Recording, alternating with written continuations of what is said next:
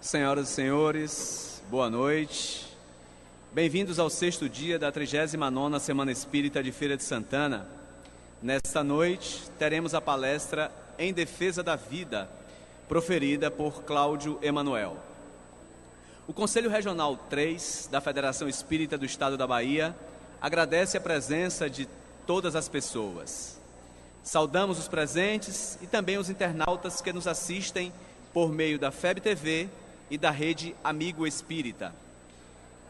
Em nosso momento artístico, temos a satisfação de convidar ao palco o Coral Veranívia, da Sociedade Espírita Verdade e União de Lustosa, Cevu, e o Grupo de Balé da Cevu, instituição presidida por nosso companheiro Evilásio Menezes.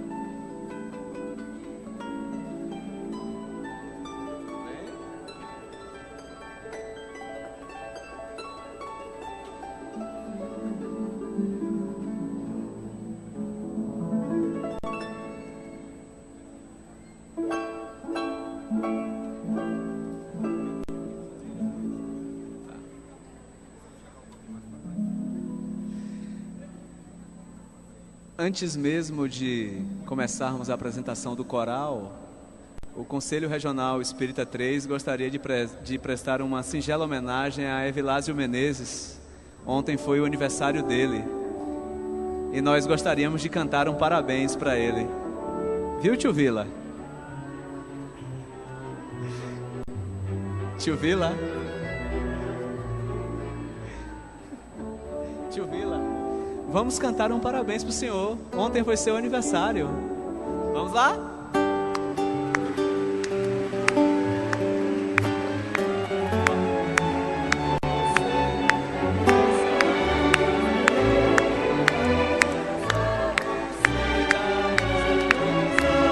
Anos de vida, parabéns para você nessa data querida.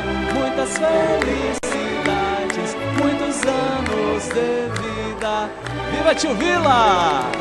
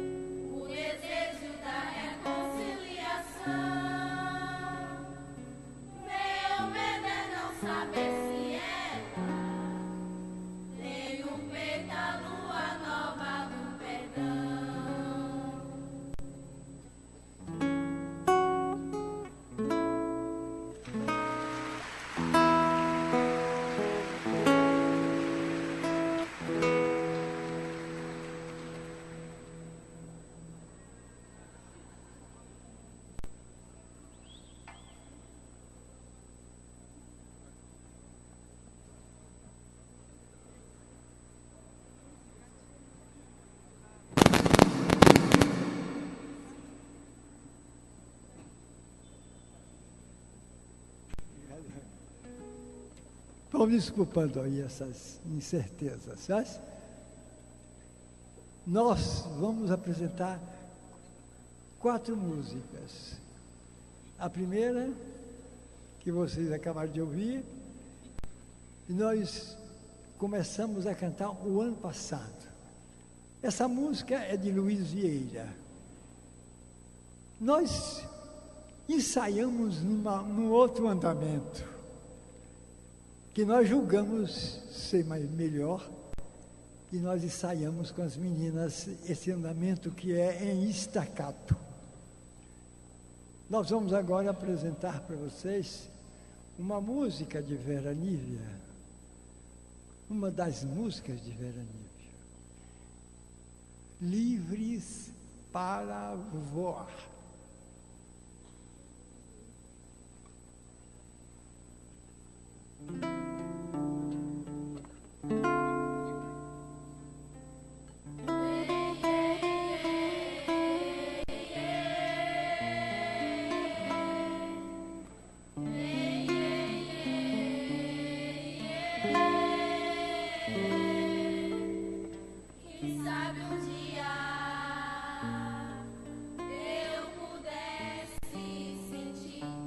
Alegria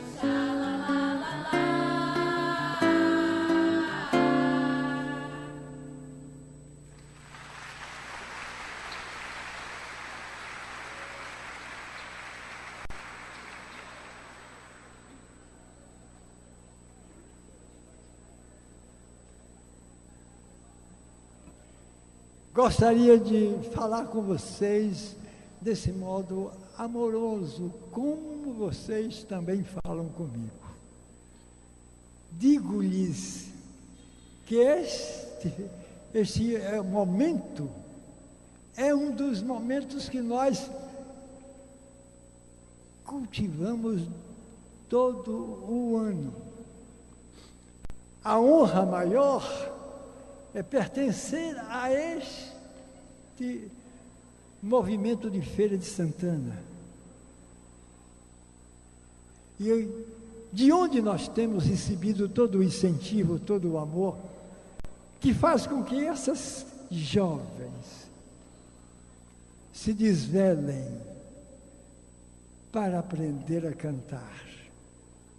Essas jovens que aprenderam a amar a doutrina, porque entre elas existe muitas que participam da juventude de Lustosa, da Sociedade Espírita de Lustosa.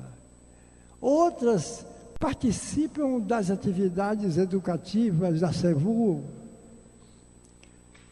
A SEVUL tem desenvolvido um trabalho paciente, anônimo, mas ela sabe que está fazendo a sua obrigação.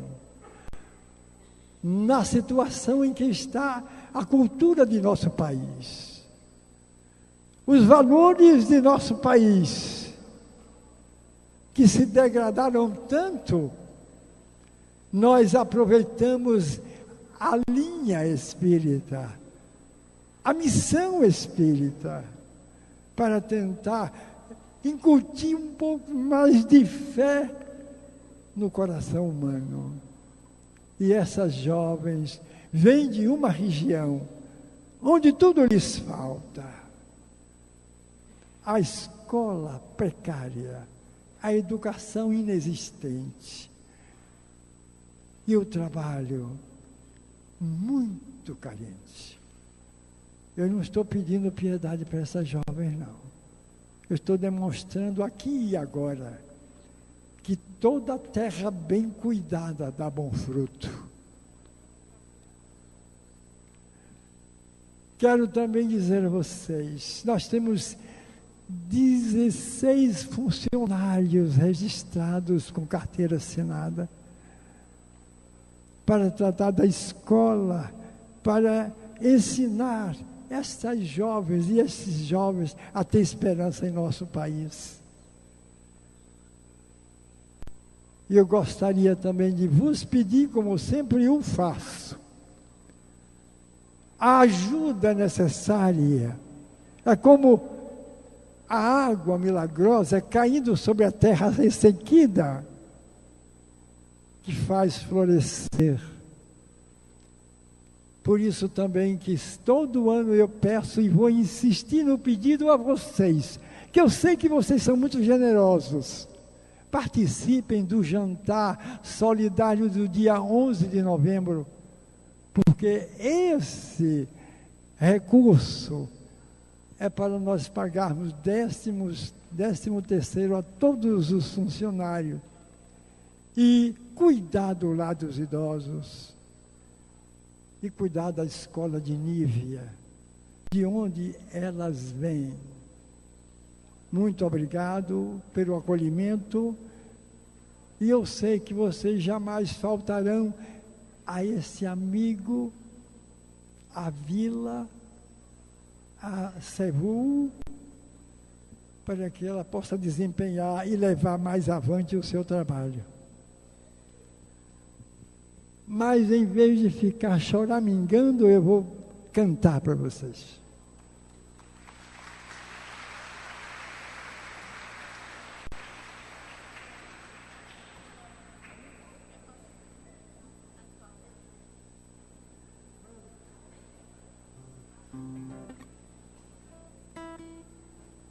Nós vamos cantar uma música que vem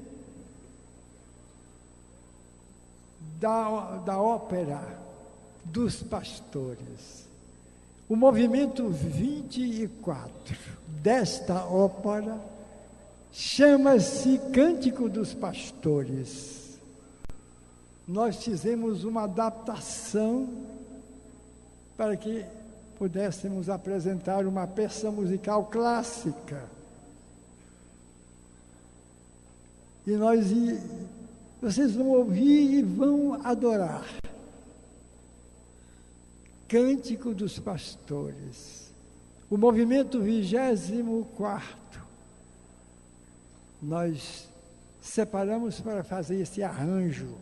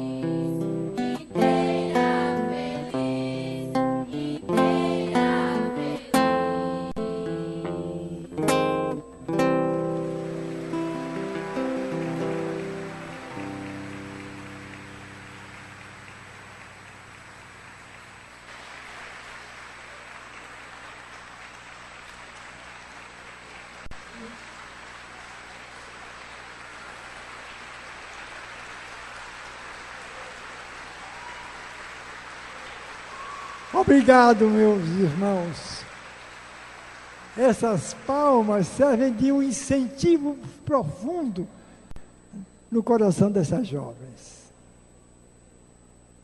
Nós tínhamos outras músicas, mas como também tem o grupo de balé de nossa instituição para se apresentar aqui hoje, nós vamos descer para que eles também venham.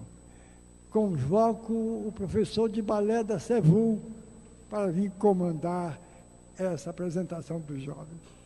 Muito obrigado. Muito obrigado.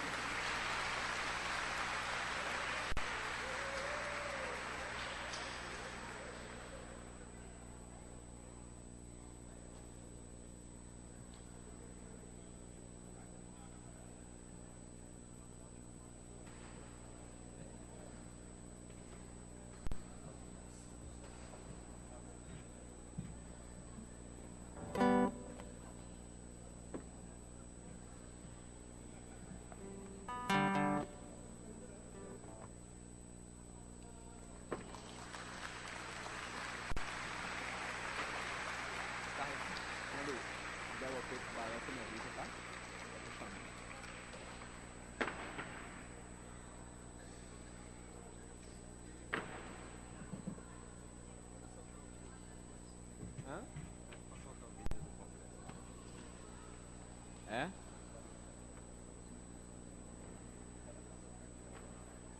Não, pô, já estão ali, ó. Já estão ali. É, já estão ali.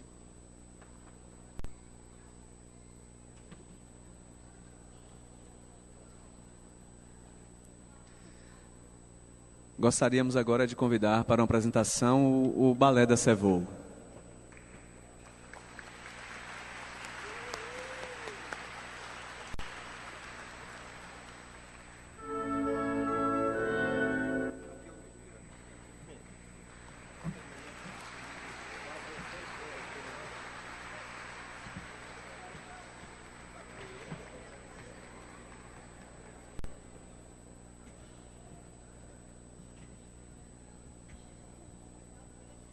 Tira.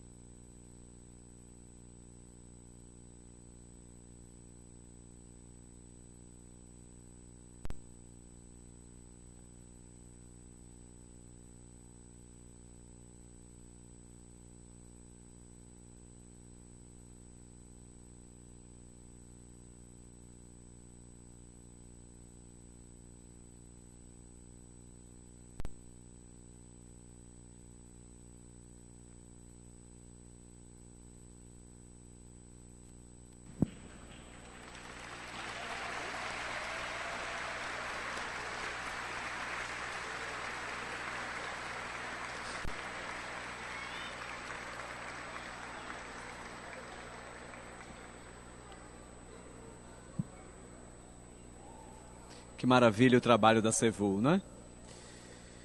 No próximo domingo, dia 24, às 9 da manhã, teremos o segundo módulo do seminário Nascer, Morrer, Renascer Ainda, Progredir Sempre, Tal é a Lei. Com colóquios e oficinas simultâneas, com participações de Ana Tereza Camasmi, Eleonora Peixinho, Cosme Massi e Elizabeth Lacerda. A atividade será sediada no Teatro da CDL, na Praça da Matriz. Os ingressos estão à venda em nossa livraria. Para maiores informações sobre a 39ª Semana Espírita de Feira de Santana, acessem o blog cr03.blogspot.com ou a página da Semana Espírita no Facebook. Hoje é o último dia da Semaninha Espírita.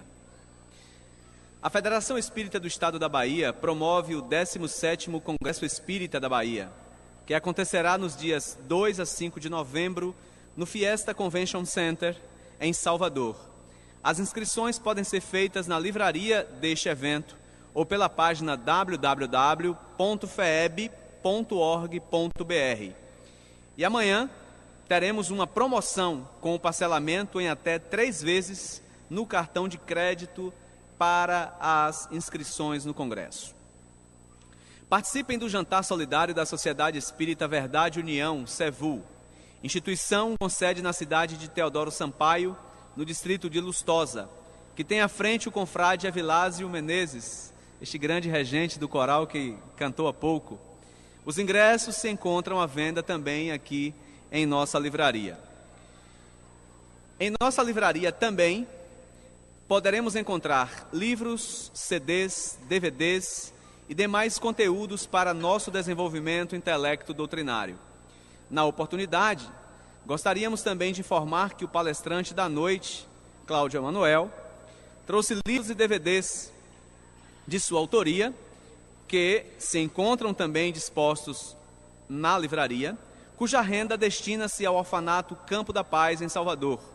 Ao final da palestra, o palestrante ficará à disposição para autografar os livros. Informamos também que temos uma lanchonete aqui no evento, aqui logo à frente, aqui à esquerda, neste corredor. Convidamos também a todos para visitarem o estande do Centro de Valorização da Vida. Há sempre uma forma de ajudar também neste espaço.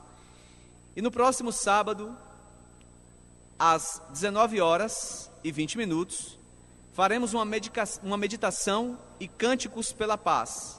Contamos também com a presença de todos e todas.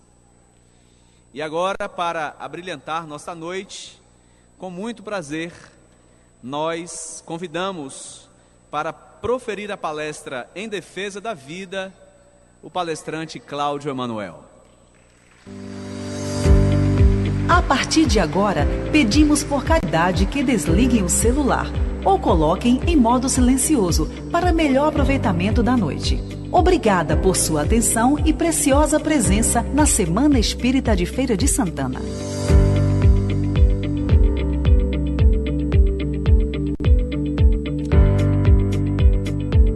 Meus queridos irmãos, minhas queridas irmãs, que Jesus nos abençoe, que Ele nos ilumine e que continue sendo o caminho por onde devem trilhar os nossos pés. Em meados do século XIX, Dr. Adolfo Bezerra de Menezes, quando ainda em sua atividade política no Brasil, nos trouxe uma frase que, se ele a repetisse aqui hoje, seria de uma atualidade cirúrgica, uma precisão cirúrgica. Dr. Bezerra disse o seguinte: a sociedade está gravemente enferma. Os seus órgãos estão falindo e o coração não tarda. Em verdade, daquela época para a atual, a humanidade evoluiu tecnologicamente. Estamos na era do Facebook, na era do WhatsApp, na era do Instagram. Estamos na época em que conversamos com pessoas do outro lado do mundo de uma forma instantânea. Conversamos e nos vemos, nos observamos. Vivemos na época da velocidade. Entretanto, vivemos a época do vazio existencial. E essa velocidade em que nos encontramos não nos dá tempo de conversarmos com o outro. Não nos dá tempo de olharmos para o outro. Muitas vezes nós nos falamos, mas não conversamos, não dialogamos, não nos comunicamos. Muitas vezes encontramos alguém na rua, encontramos um amigo e o amigo nos fala: eu estou passando por vários problemas, minha vida está difícil. E nós respondemos: a minha também. Eu também passo por vários problemas, a minha vida também está difícil. Não houve a comunicação. Quem escutou, não ouviu. Não percebeu a dor do outro, não o acolheu. A sociedade vive uma doença psicossocial chamada normose, em que muitas vezes o que é comum, mas não é normal, se torna corriqueiro. Nós lembramos quando éramos criança, faz pouco tempo isso, essa barba branca é apenas para dar um charme. Mas quando nós éramos criança, quando alguém falecia na rua, desencarnava na rua em que morávamos, era aquele silêncio, aquele respeito, não se ligava a televisão, som nem pensar, música, nós respeitávamos a dor do outro. Hoje, como isso mudou? Muitas vezes nós lemos os jornais no final de semana, no início da semana seguinte, e lemos lá: esse final de semana foram assassinadas 30 pessoas. E muitos comentam: na semana passada foram 35, essa semana 5 a menos, está na média. Ou seja, a cada momento nós nos preocupamos menos com a dor do outro. O respeito à vida, a defesa da vida. A doutrina espírita nos convida a aceitarmos, encararmos a realidade da sociedade, entretanto, nos transformarmos em instrumentos de modificação dessa realidade. Se buscamos ser os trabalhadores da última hora, e a doutrina espírita como instrumento para a transformação da humanidade, chegou o momento de arregaçarmos as mangas e trabalharmos. Há alguns anos, uma amiga nossa, do nosso círculo de amizade, ela estava grávida. Ela estava entre o 5º e o 6º mês de gravidez.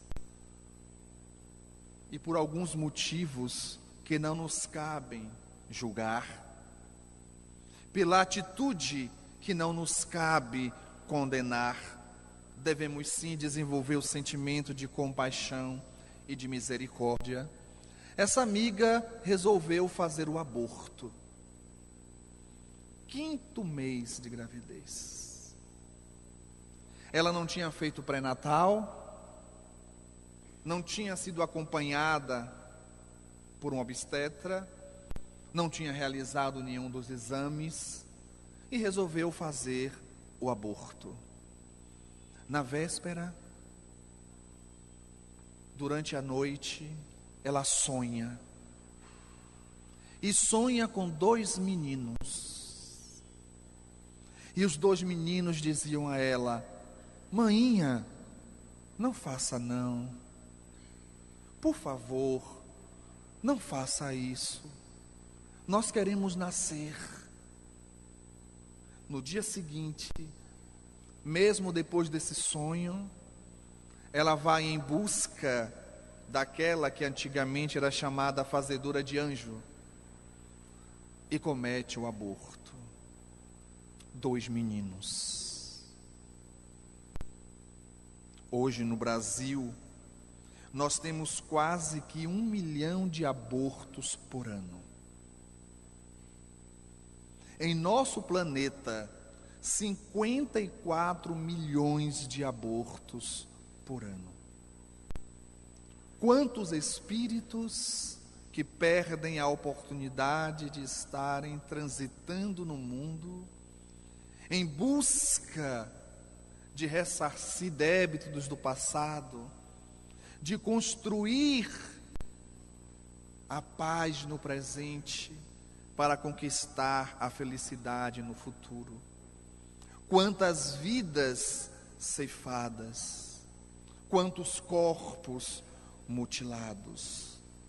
E quando nós falamos em aborto, quem engravida não é apenas a mulher, o casal engravida.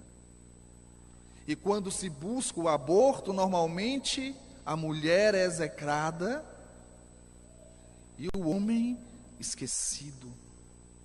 Entretanto, esse ato, além de causar a morte do feto, traz para a mulher consequências dolorosas no corpo e na alma.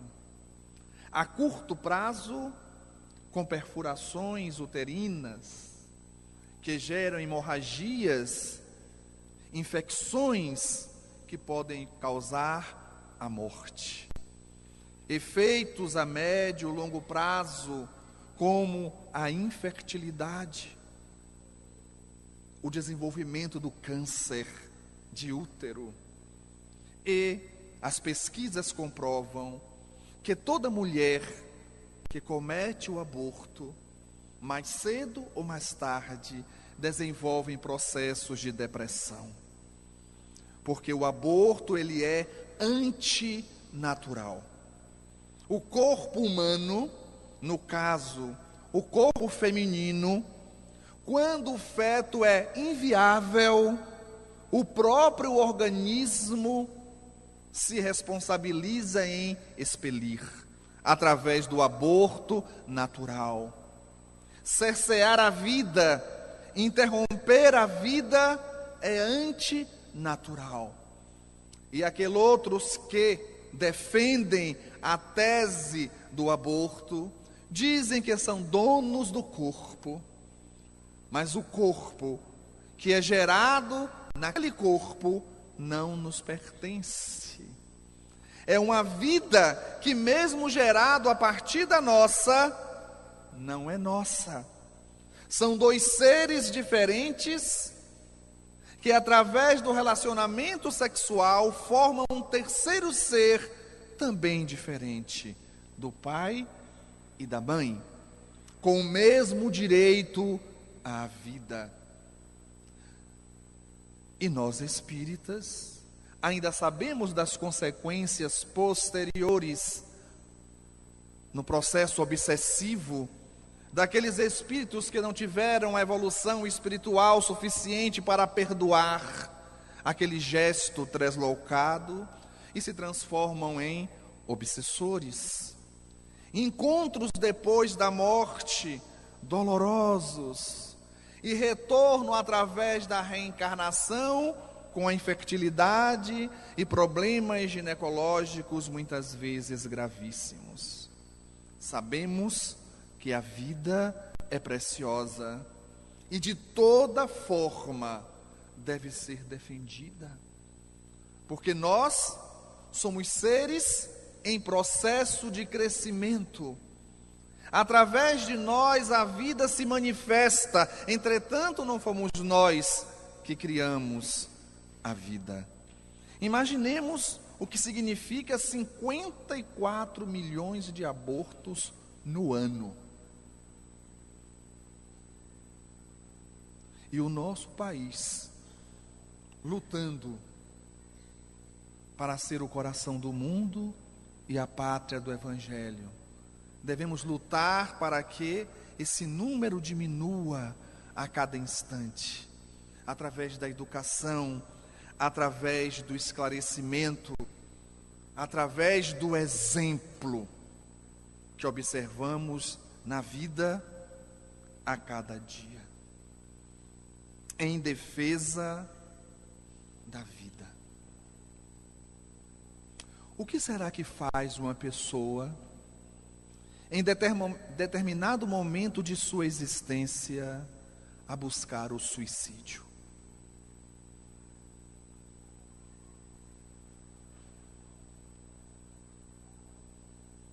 Hoje, em nosso país, acontece 12 mil suicídios por ano.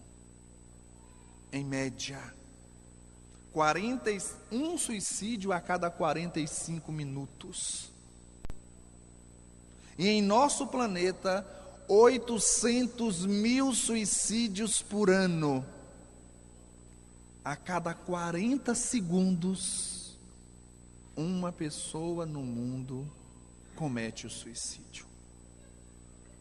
Hoje as pesquisas mostram e comprovam que grande parte das pessoas que buscam o suicídio, no momento de desespero, no momento de dor, nos instantes em que o ato está sendo cometido, o arrependimento surge no coração e na mente, porque o suicídio é antinatural.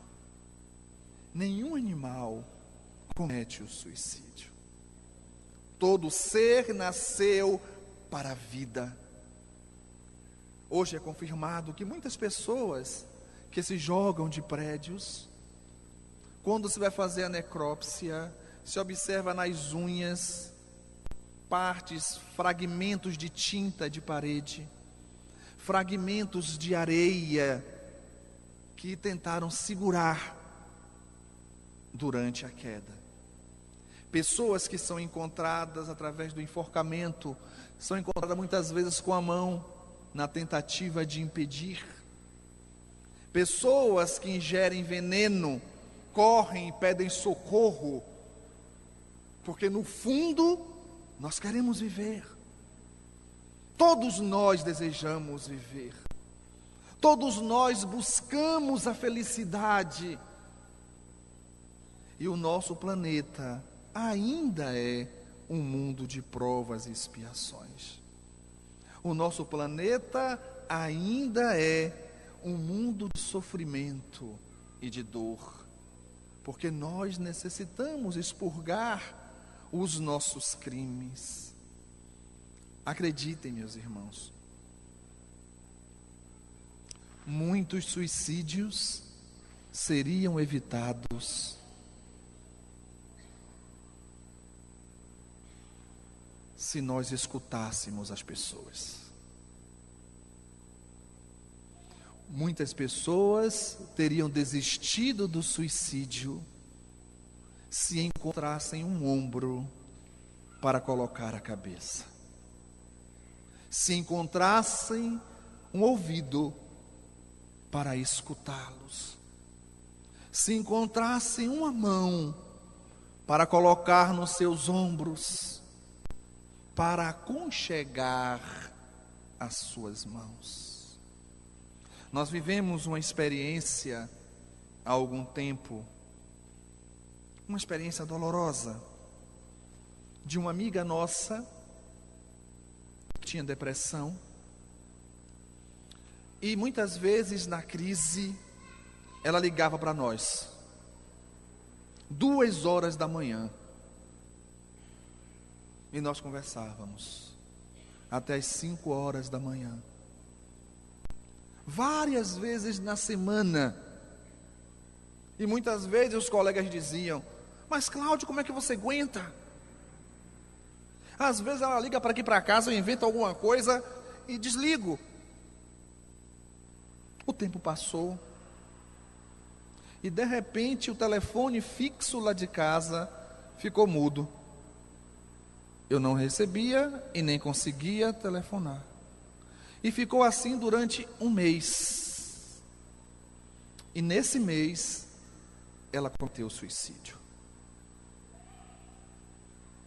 E a pergunta que não calava dentro de mim: será que se ela ligasse para mim naquela época, será que se o telefone não estivesse mudo, será? Quantas vezes nós convivemos com uma pessoa, é nossa vizinha, é nosso vizinho, é nosso colega de trabalho, alguém que está perto de nós, e o comportamento dessa pessoa, ela está gritando sem palavras, pedindo socorro, e nós não conseguimos perceber. E depois recebemos a notícia do suicídio e falamos: meu Deus, quem diria? Ela parecia tão feliz, ela parecia tão bem, ela parecia tão equilibrada. E nós sabemos as consequências do suicídio. Nós estamos vivendo agora, nesse mês, o Setembro Amarelo, e uma campanha de combate ao suicídio.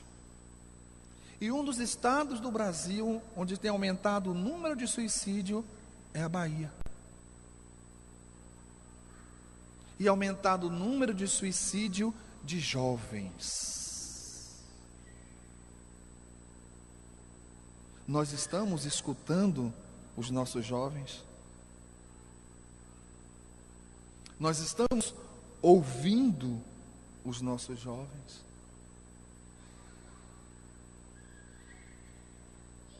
Ou nós vivemos num atropelar de tempo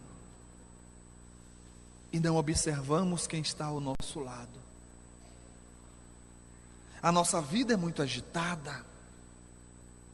Nós estamos em busca das conquistas.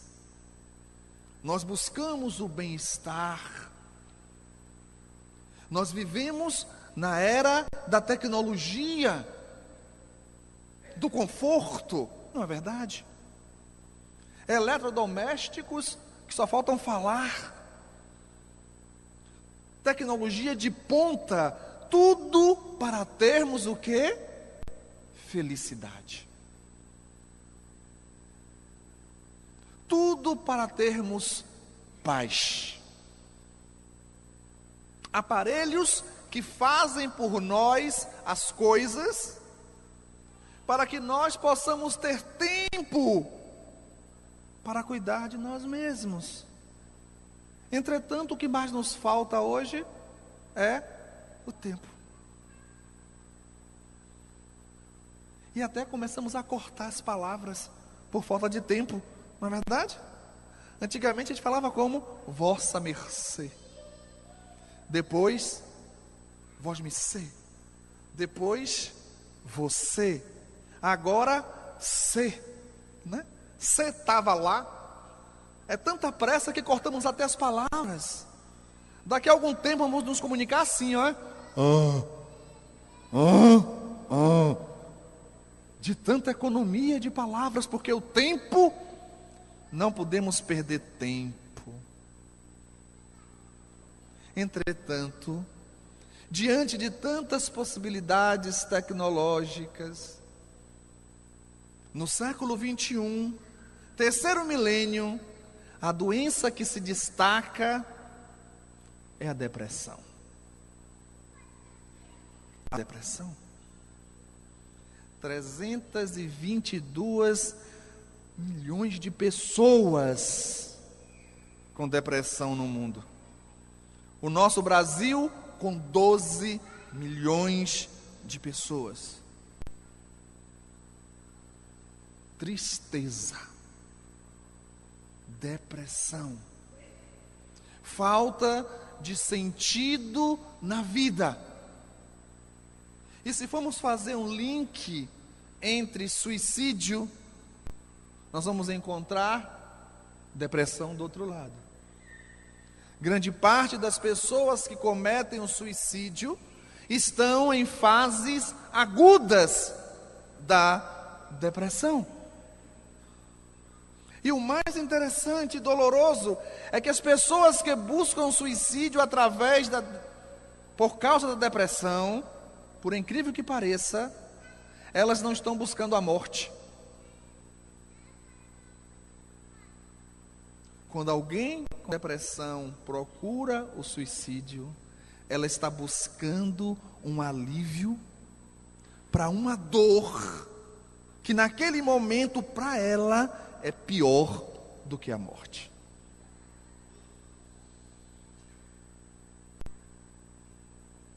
E como nós nos colocamos muitas vezes diante da pessoa que comete o suicídio, diante da pessoa que comete o aborto, diante da pessoa que está em depressão, diante da pessoa que está envolvido com as drogas. Muitas vezes a nossa postura é de quem julga. A nossa postura é de quem faz avaliações. É por causa disso, é por causa daquilo, a culpa é dele. A culpa é da sociedade, a culpa é dos pais. E nós buscamos culpados, quando na realidade nós deveríamos buscar soluções. Deveríamos nos transformar em instrumentos que buscam ajudar, colaborar. Em especial na depressão, é muito comum as pessoas dizerem assim: depressão é coisa de quem não tem o que fazer. Depressão é coisa de rico. Depressão é falta de Deus.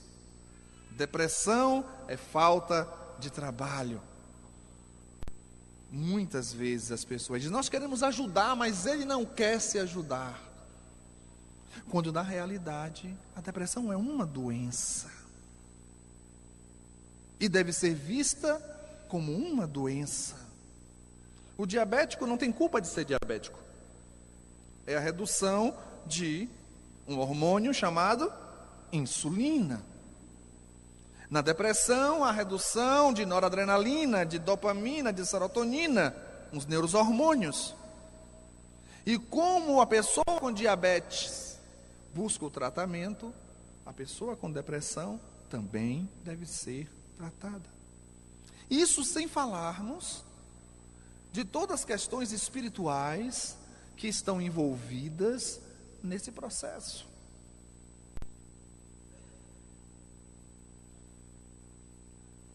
O mundo está doente? Está. O mundo está em crise? Está. Nós observamos de um lado o tráfico de drogas, do outro lado os países em conflitos, a Síria numa ditadura terrível, os conflitos entre as Coreias e a Coreia com os Estados Unidos, a violência da fome, que segundo a ONU aumentou esse ano, a fome no mundo. E quando a fome aumenta, é porque o nosso amor esfriou um pouco. Porque o mundo é rico. O problema é a divisão dessa riqueza. E diante de todo esse panorama que nós podemos observar, econômico, social, psicológico, familiar, nós percebemos que estamos em crise, sim. Entretanto, a crise é o prenúncio da transformação. Seja individual ou coletiva, toda transformação é precedida por uma crise. Se lembrarmos da história, Madalena teve crise. Paulo de Tarso teve crise. Pedro, crise. e tantos outros que depois se transformaram, viveram a crise. E nós estamos vivendo uma crise. É ou não é verdade? Eu acho interessante, às vezes eu fico preocupado quando eu encontro alguém na rua. Eu digo: fulano, como você vai? Ah, eu estou ótimo.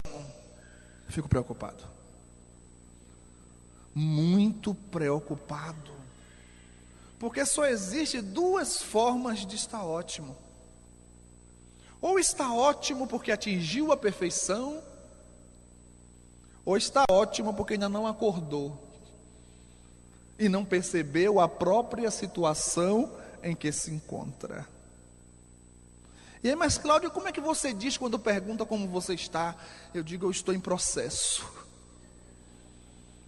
Eu estou em processo, porque hoje eu estou bem, amanhã eu estou mais ou menos, depois eu dou uma caidinha, depois eu subo, e nós vivemos nessa oscilação típica de espíritos imperfeitos, típica de espíritos que estão no processo de crescimento, que é normal cair. Mas nós espíritas, não, de jeito nenhum. Nós costumamos brincar e dizer assim: todo centro espírita, atrás da porta, tem o azário. Já ouviram falar do azário? Não? Todo centro tem. É uma peça invisível, que todo espírita, quando entra atrás da porta, pega uma asa, aí bota nas costas, aí quando entra no centro, muda até a forma de andar, anda assim, ó. E aí quando vê o companheiro, muda a voz e faz assim: meu irmão. Não é assim? Muita paz. Não é? Aí faz a carinha também, né? Jesus te abençoe. Não é? Todo mundo é anjo dentro da casa espírita. Não é verdade? Porque nós temos medo de encarar as nossas úlceras em defesa da própria vida, da nossa vida. E nós observamos o cenário mundial e falamos o quê? O que é que nós dizemos? Gente, é só treva, não é? O mundo está mergulhado em trevas. Meu Deus do céu, que loucura! Meus irmãos, acreditem, nós nunca tivemos mergulhados em tanta luz como agora. Mas Cláudio, como assim? Nós só observamos dor, agressões, as pessoas andam com os nervos à flor da pele. Você olha para a pessoa na rua, imediatamente, o que é que está olhando? Você é coveiro? Como é que você diz que nós estamos dentro da luz? Estamos, meus irmãos. A treva é aparente. Nós estamos mergulhados na luz. Quando vocês retornarem agora para casa, as pessoas que não têm ninguém em casa esperando, que têm os filhos fazendo festa, passeando, experimentem fazer uma coisa. Quando vocês abrem a porta, a casa está no escuro. Quando vocês abrem a porta, que entra uma frestinha de luz que veio do poste, que você olha para dentro da casa, o que é que você vê? A casa está na penumbra, não é verdade? E aí você vê a silhueta da estante, você vê a silhueta do sofá, e você vê a silhueta do tapete no chão, não é assim? Aí quando você acende a luz, você vê a barata correndo por cima do tapete, indo para debaixo do sofá. E você olha o canto da parede cheio de teia de aranha. E quando você olha para a estante, está cheia de poeira. Ou seja, tudo estava lá. Apenas não tinha sido revelado, porque estava no escuro. Tudo que nós observamos na sociedade hoje sempre esteve aí. É porque agora a luz se fez para os nossos olhos. E o que nós achávamos antes natural nos incomoda hoje. Porque nós crescemos um pouquinho. Na época de Jesus tinha Facebook? Tinha? Na época de Jesus tinha WhatsApp? Não. Na época de Jesus se cortava a cabeça das pessoas? Hoje tem Facebook? Tem WhatsApp? Se corta a cabeça das pessoas? Nós evoluímos tecnologicamente na velocidade da luz e evoluímos moralmente na velocidade da lesma. Não é nem do cágado. O cágado é um grande velocista diante da lesma. Isso quer dizer que agora nós estamos enxergando. Então, não estamos mergulhados nas trevas. Estamos mergulhados na luz. E quando a dona de casa e o dono de casa observam que tem barata, que tem teia de aranha e que tem poeira, o que é que a gente faz? Limpa. No popular, faxina. Isso quer dizer que chegou a hora de fazermos a faxina no planeta Terra. Chegou a hora de trabalharmos. O mundo vive numa aparente solidão, mas nós não estamos sozinhos. A aparente solidão é presença, a presença de Deus em cada um de nós. E o interessante é que nós falamos muito da presença de Deus, mas nós ainda não sentimos como deveríamos a presença de Deus. É ou não é verdade? Quando o pai pega um filho de 2 anos, 3 anos, coloca no muro e diz assim: pule, o que é que a criança faz? Pula. Aí você pega de novo, bota e diz pule, ela faz pose, né? E se joga. Por quê? Porque ela confia. Deus nos colocou no muro e está dizendo pule. E a gente fica assim, eu não. E se o senhor olhar para o lado?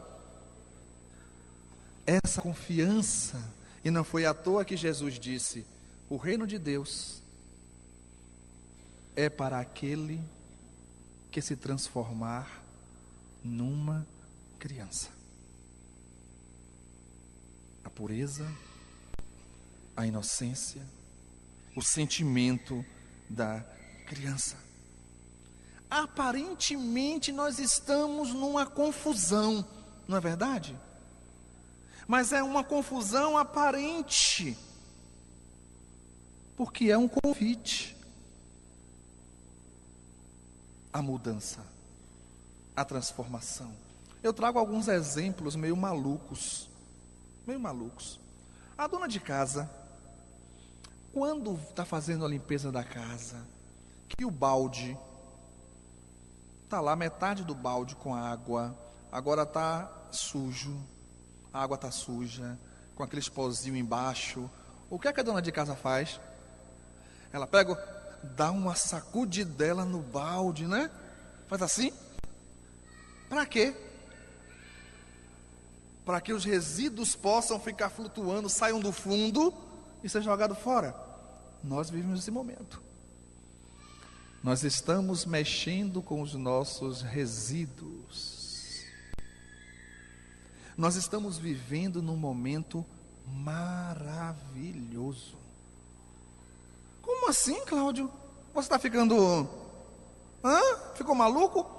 O mundo do jeito que está, e você falando que nós estamos vivendo um momento maravilhoso? Sim.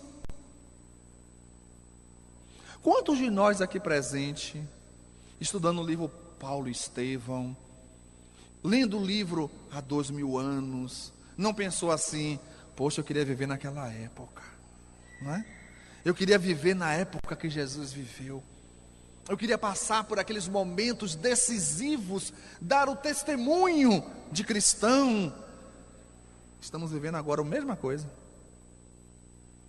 Agora nós temos que dar o testemunho de cristãos. E a responsabilidade maior ainda, de cristãos espíritas.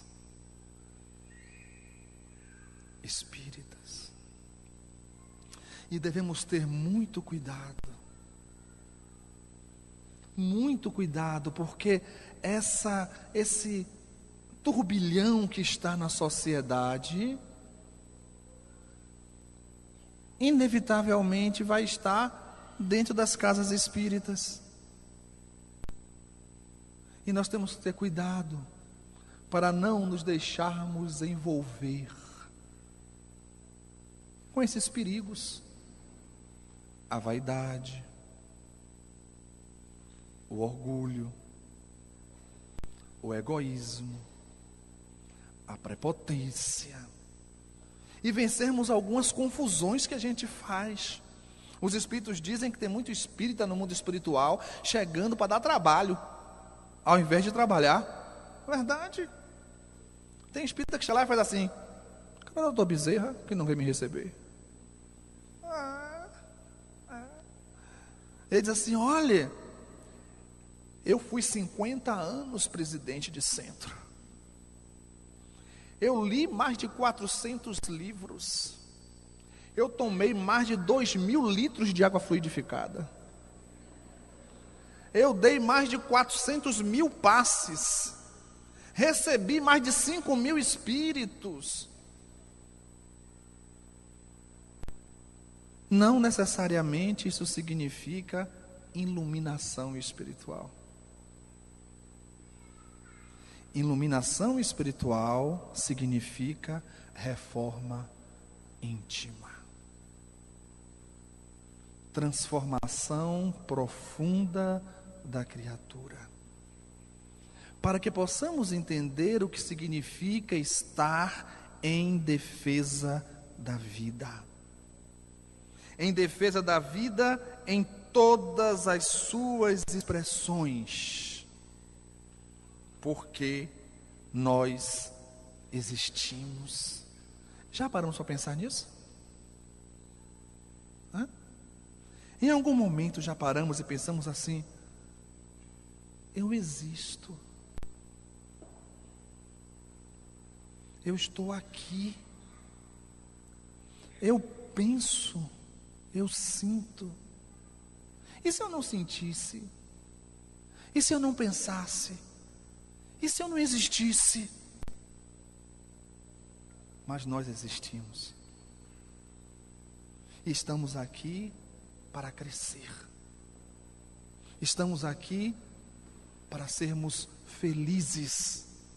Estamos aqui para fazer os outros felizes.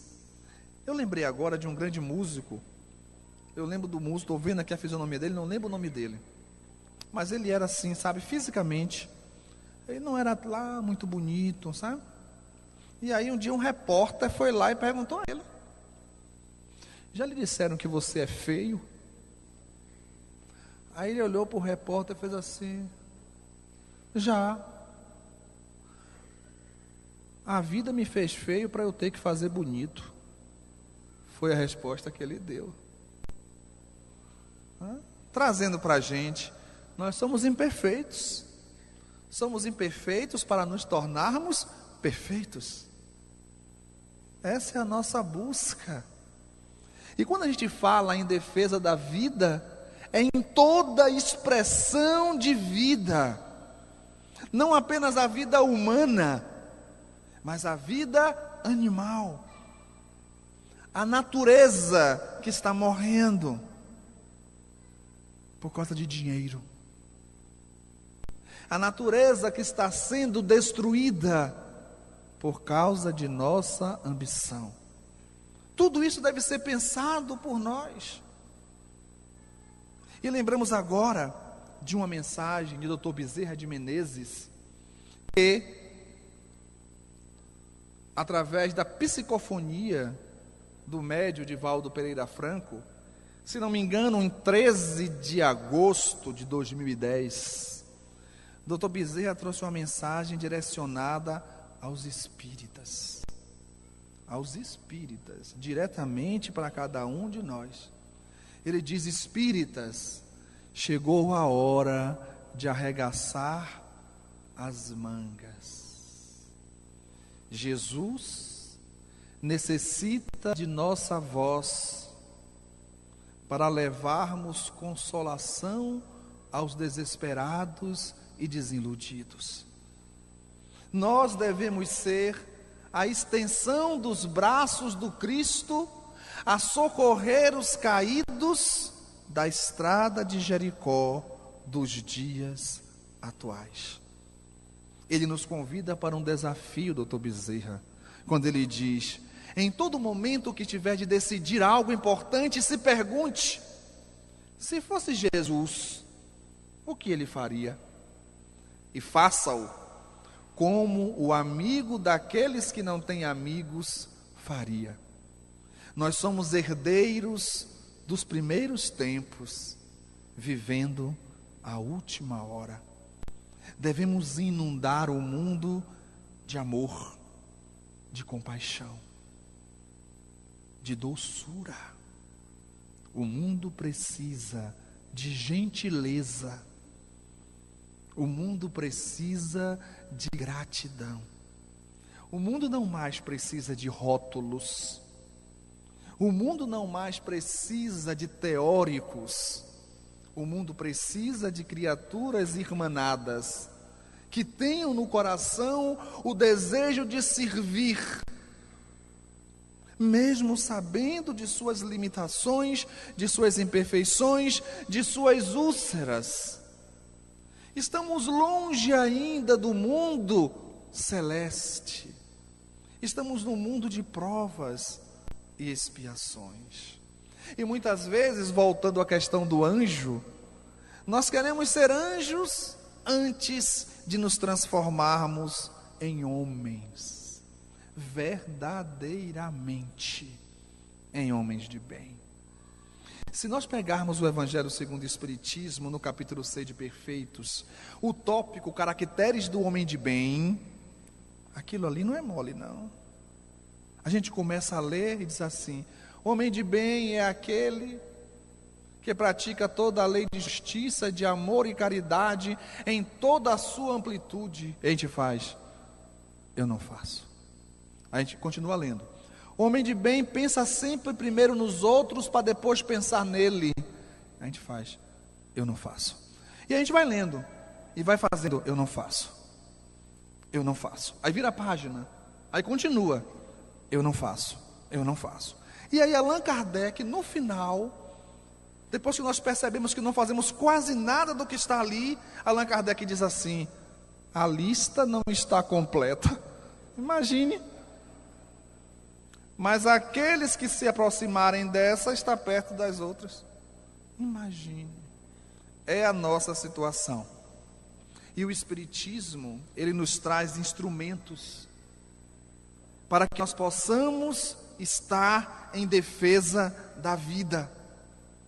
O Espiritismo nos traz instrumentos para trabalhar com aqueles que estão em depressão, aqueles que pensam no suicídio, aqueles que pensam em cometer o aborto, os que estão na porta das drogas, aqueles que estão mergulhados em dores profundas. Nós precisamos sair da teoria. Precisamos fugir dos holofotes.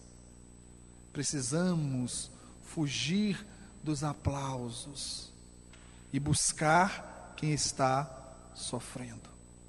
Porque é lá que nós vamos encontrar Jesus.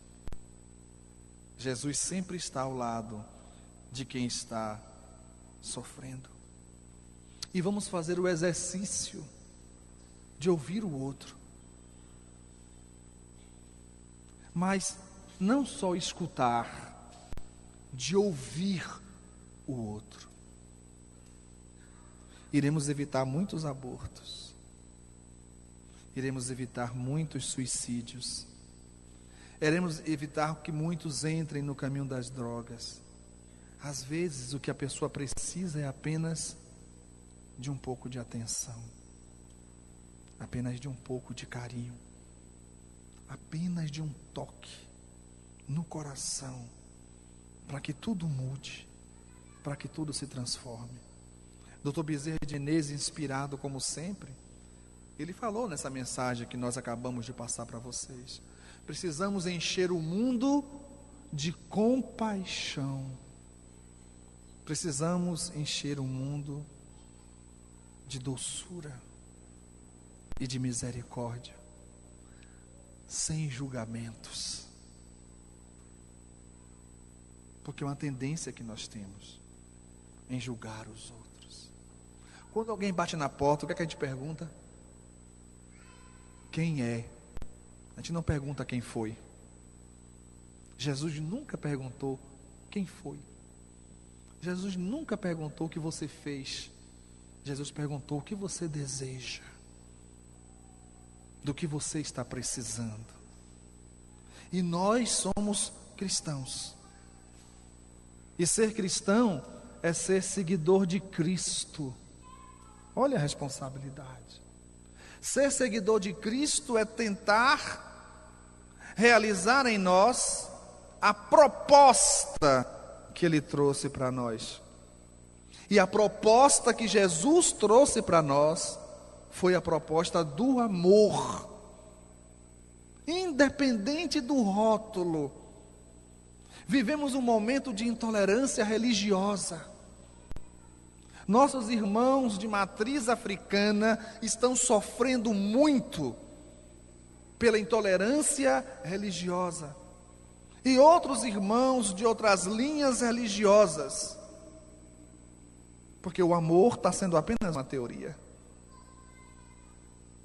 Nós precisamos colocar isso em prática, amando-nos uns aos outros, para que a vida ela possa pulsar em nós.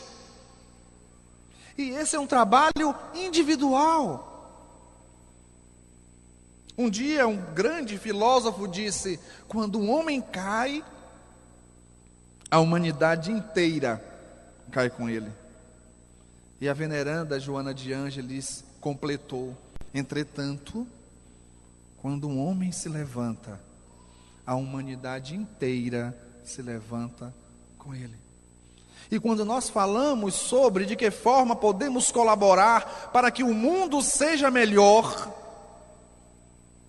é nos tornando criaturas melhores.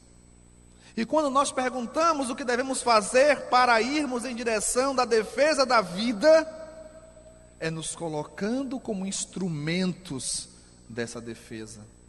É nos colocando como agentes educadores em nosso planeta. É dando o exemplo e buscando servir verdadeiramente Jesus de Nazaré. Sem rótulos, sem máscaras, sem asas imaginárias, sem sentimento de superioridade, seja ele intelectual ou moral, mas apenas nos colocando à disposição, porque os espíritos nobres fizeram isso. A resposta de Maria de Nazaré a Gabriel: eis aqui a serva do Senhor, que se faça em mim segundo a sua vontade. Jesus no Getsêmani: que não seja o que eu quero, meu Pai, mas o que tu queres. Paulo de Tarso em Damasco: Senhor, o que queres tu que eu faça? Que nós possamos nos colocar à disposição de Deus, que nós possamos nos colocar à disposição de Jesus, que nós possamos nos colocar à disposição dos bons espíritos e nos transformarmos em instrumentos defensores da vida, onde quer que nós estejamos, a começar do nosso próprio lar. Porque se não conseguimos amar o próximo mais próximo, não conseguiremos amar o próximo que esteja mais distante. Se não conseguimos amar o próximo que enxergamos, não conseguiremos amar Deus que não vemos. Essa é uma tarefa de cada um de nós. E vamos tentar desacelerar um pouco. Desacelerar, a nossa vida é muito acelerada. Como é que está a lua hoje? A lua está minguante, nova, crescente ou cheia? A maioria de nós não sabe. Por quê? Porque não olhou para o céu. Qual foi a última vez que nós pisamos na areia? Qual foi a última vez que nós paramos para ver o nascer ou o pôr do sol? Qual foi a última vez que nós paramos para escutar o canto dos pássaros? Qual foi a última vez que nos detemos para observar uma rosa e nos aproximamos sem tirá-la e inspiramos o seu aroma? Qual foi a última vez que nós olhamos para as pessoas que nós amamos e nós falamos: eu te amo, você é importante para mim? Qual foi a última vez que nos abraçamos e sentimos o coração batendo, um assim juntinho do outro? O coração batendo. Qual foi a última vez? Um dia alguém disse que o homem ia chegar a tamanha evolução tecnológica que ia construir um robô quase humano. Nós atingimos grande avanço tecnológico, só que nós estamos nos tornando um quase robô. Temos que estar atentos para isso, para não nos deixar robotizar, para não entrarmos na normose, para não esquecermos de nossa essência, para nos lembrarmos que somos criaturas divinas, que estamos no mundo não a passeio, estamos no mundo de passagem, mas não a passeio. Estamos aqui para trabalhar e que possamos lutar e dignificar a vida que Deus nos deu e deu ao nosso próximo, e nós possamos respeitar o Deus que está em nosso próximo, e assim possamos nos amar, defendendo a vida em todas as formas de expressões possíveis. Que Jesus nos abençoe.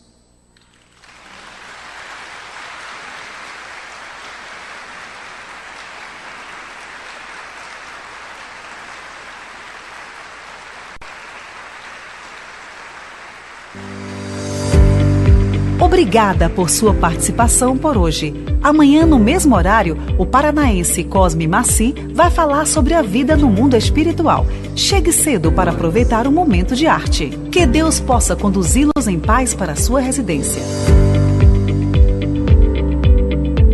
Nós solicitamos a todos, ou pelo menos aqueles que ainda podem, que permaneçam em seus lugares, porque nós teremos a atividade de encerramento da Semaninha Espírita.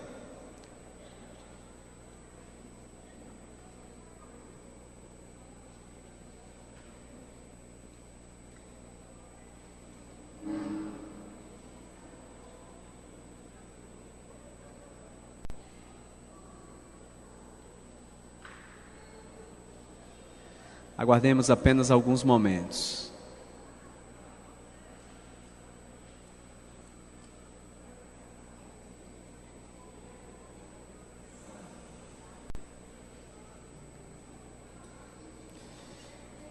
Enquanto isso, nós gostaríamos de avisar a todos e a todas que a palestra de hoje e de todos os demais dias da 39ª Semana Espírita de Feira de Santana estará disponível para venda em DVD amanhã, aí no estande da nossa livraria. Amanhã também, como já anteriormente anunciado, teremos a palestra do companheiro Cosme Mas, com o tema A Vida no Mundo Espiritual.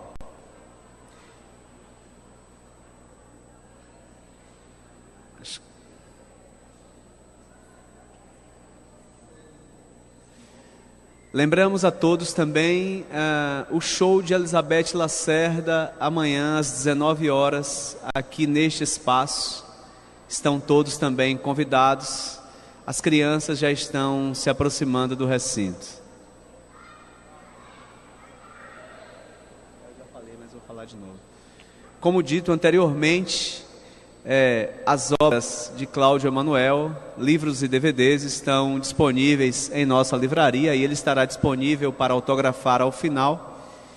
Essas obras, os seus direitos autorais, são todos destinados às obras assistenciais do Campo da Paz, em Salvador, que é uma instituição espírita dirigida por nosso companheiro.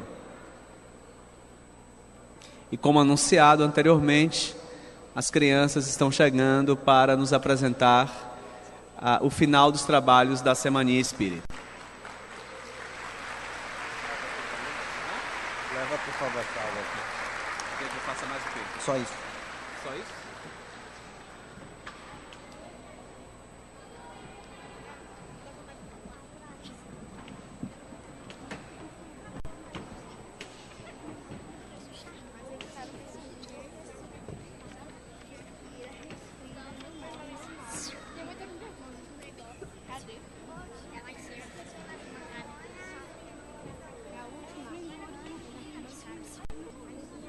Você sabe como bate o coração de Jesus? Eu sei. Tum, tum, tum, lá, lá, lá, lá, ia. Tum, tum, tum, lá, lá, lá, lá, ia.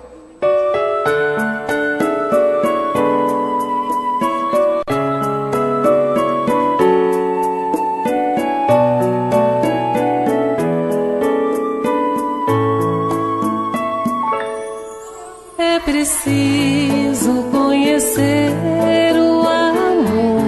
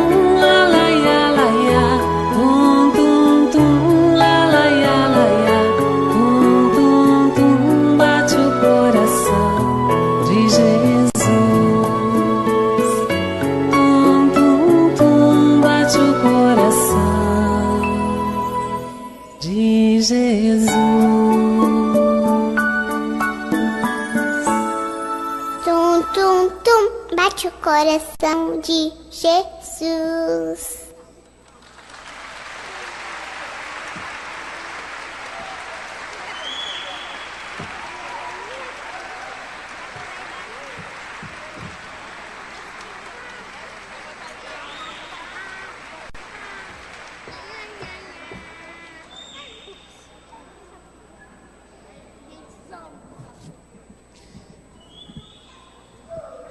Então, essa e outras canções serão cantadas amanhã por Elizabeth Lacerda. Então, todos estão convidados para o show dela às 19 horas amanhã. Então, agradecemos a presença de todos e de todas, especialmente das caravanas vindas de outras localidades e a audiência dos amigos internautas. Que retornemos aos nossos lares em paz. Uma boa noite a todos e até amanhã.